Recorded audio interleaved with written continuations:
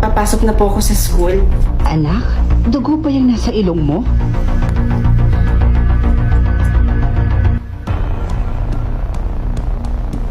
Opo, ma. Dugo nga po. Pero bakit kulay itim? Diyos ko! Anak, bilisan mo doon. Hugasan mo yung ilong mo. Baka may makakita pa sa'yo. Sige po. Ma, tingnan niyo po. Natanggal ko na po yung nasa ilong ko. So, pwede na po ba akong pumasok sa school? Oo, anak. Huwag na huwag mong sasabihin yung kulay ng dugo mo sa iba, ha? Po? Bakit naman po? Hindi kasi natin alam, anak, kung ano yung nangyari sa'yo. Ipapatingin kita mamaya sa doktor. O sige po, ma. Bes? Besh? Papasok ka na din ba?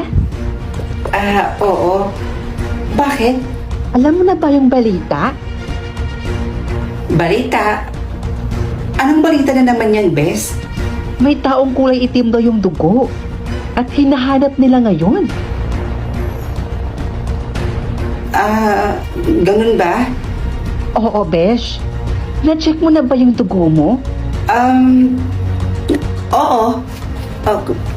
Kulay pula naman. Buti naman. Tara, pasok na tayo. Sige, tara. Uy, Besh. Nag-test ka na ba? Test ng ano? Tinitest daw kasi yung dugo ng mga estudyante. Kasi, isa daw sa mga kaedad natin ang kulay itim ng dugo. Hindi pa eh. O siya, tara, sabay na tayo. Next, patingin ng kamay mo. Kukuha lang kami ng konti sa dugo mo. Sir, kulay itim po yung dugo niya. Huliin niyo siya! Teka po.